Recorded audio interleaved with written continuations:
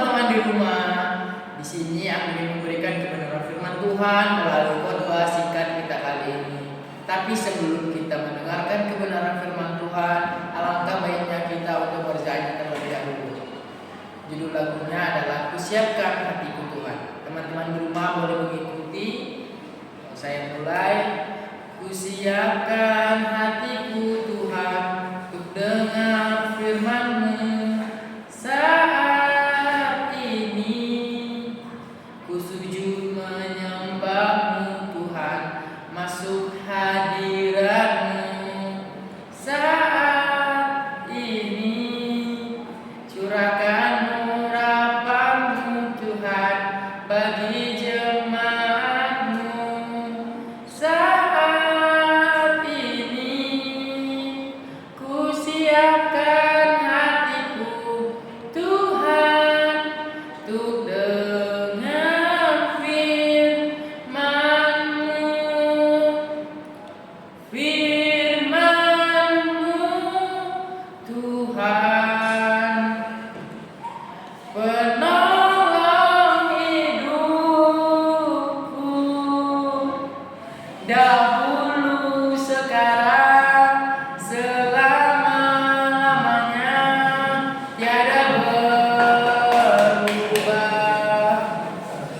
Firman-Mu Tuhan, penolong hidupku,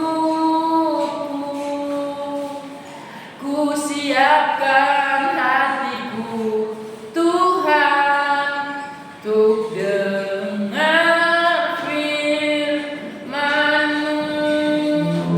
Ku siapkan hatiku Tuhan untuk dengar firman-Mu.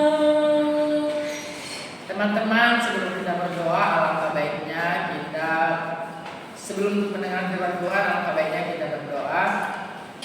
Tuhan, terima kasih atas berkat-Mu masih memberkati kami pada saat ini. Tuhan, sebentar lagi saya ingin memberikan kebenaran firman-Mu. Biarlah kebenaran firman-Mu berbuah di hati para teman-teman kami yang mendengarkan. Berkati juga Tuhan orang-orang yang tersayang kami dimanapun mereka berada, berikan rezeki serta memanjang dan jauhkan dari kecelakaan Tuhan. Dan doa hamba Tuhan, amin. Teman-teman, judul khotbah kita kali ini adalah cinta yang benar di masa remaja. Pada masa remaja sekarang banyak sekali tindakan-tindakan negatif dengan label cinta. Tapi teman-teman perlu tahu, masa remaja adalah masa yang penuh dengan perasaan baru, orang-orang baru, lingkungan baru, yang serta pun kita itu mengetahui apa arti cinta. Tapi sebelum itu, dunia sering menggambarkan cinta itu sebagai bentuk dari perasaan seseorang, perasaan satu individu terhadap individu lain, seperti mereka itu mungkin harus sering bersama, baru tuh melakukan kontak fisik dan sebagainya. Itulah cinta menurut dunia. Tapi teman-teman, cinta menurut Alkitab lebih dari itu. Karena pada 1 Korintus 13 ayat 4 sampai 5 berkata, kasih itu sabar, kasih itu murah hati, dan kasih itu tidak cemburu. Ia tidak memegahkan diri dan tidak sombong. Ia tidak melakukan yang tidak sopan dan tidak mencari keuntungan diri sendiri. Dari ayat ini kita dapat belajar bahwa cinta yang sejati bukan hanya tentang perasaan, tetapi tentang sikap, hati, dan tindakan kita dalam melakukan cinta itu sendiri.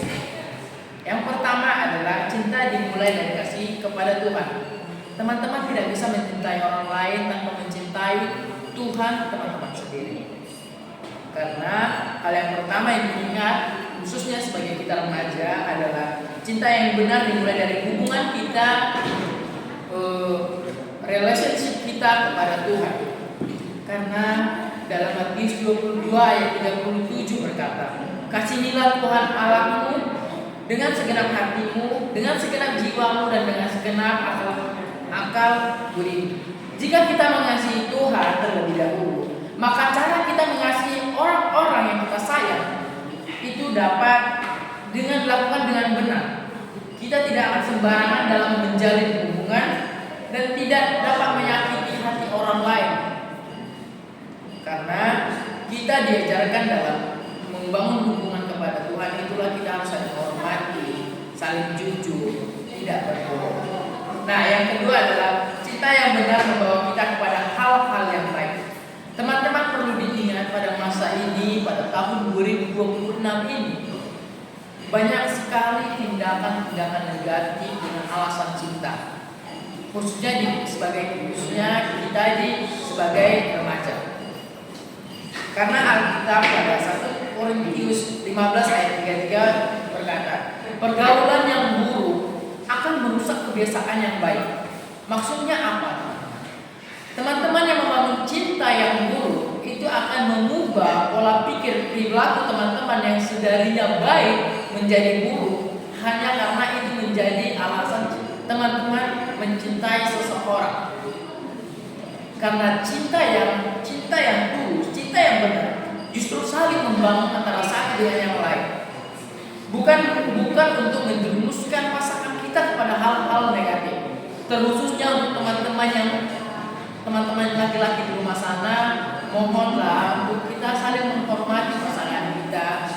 Jangan sering kita melakukan hal-hal yang tidak mengenakan terhadap pasangan kita. Nah, yang terakhir adalah remaja dipanggil untuk menjadi teladan. Banyak orang berpikir bahwa karena masih muda kita itu belum memiliki pengaruh apa-apa. Tetapi Alkitab berkata 1 Timotius 4 ayat 12, jangan seorang pun menganggap engkau rendah karena engkau muda. Jadilah teladan bagi orang-orang percaya dalam perkataan, tingkah lakumu, kasihmu, kesetiaanmu dan kesucianmu. Artinya bahwa dalam hal cinta dan hubungan, remaja bisa menjadi contoh atau menjadi teladan bagi orang-orang lain. Bahwasanya cinta itu harus menghormati orang lain, menjaga batasan dengan pasangan, serta hidup saling mengasihi. Karena pada dasarnya itu adalah cinta yang benar dan itu adalah cinta yang sejati. Terakhir teman-teman, cinta di masa remaja adalah hal yang wajar, khususnya kita di masa-masa sekolah SMA. Tetapi jangan biarkan dunia menentukan arti cinta bagi diri kita sendiri. Buatlah arti cinta kita bagaimana kita membangun hubungan dengan Tuhan. Sebegitunya lah kita membangun hubungan dengan pasangan kita. Biarkan Tuhan mengajarkan kita bagaimana cinta yang benar itu. Ingat ketiga hal yang tadi saya katakan teman-teman. Kasih yang benar dimulai dari Tuhan. Kasih yang benar membawa kita ke dalam hal yang baik. Dan remaja dipanggil untuk menjadi teladan, khususnya dalam hal percintaan. Mari kita belajar memiliki cinta yang dewasa, murni, dan berpusat pada Tuhan. Demikianlah firman Tuhan. Mari kita aminkan firman Tuhan. Mari kita bersatu dalam doa. Terima kasih Tuhan atas berkat-Mu. Kami telah selesai mendengarkan kebenaran firman-Mu. Biarlah kebenaran firman-Mu dapat berbuah dalam hati kami dan dapat kami implementasikan dalam kehidupan kami sehari-hari Tuhan. Ya Tuhan, biarlah cinta yang kami jalankan bukanlah cinta menurut duniawi, tetapi menurut hubungan kami kepada Tuhan. Tuhan, jagalah batasan kami, khususnya kami pada masa remaja dalam menjalin cinta. Janganlah Tuhan buatlah pikiran kami menjadi pikiran yang positif, bukan pikiran negatif. Sekian Tuhan doa kami, terimalah dan rahmat-Mu dan Yesus Kristus bersama kami. Haleluya, amin. Bye bye.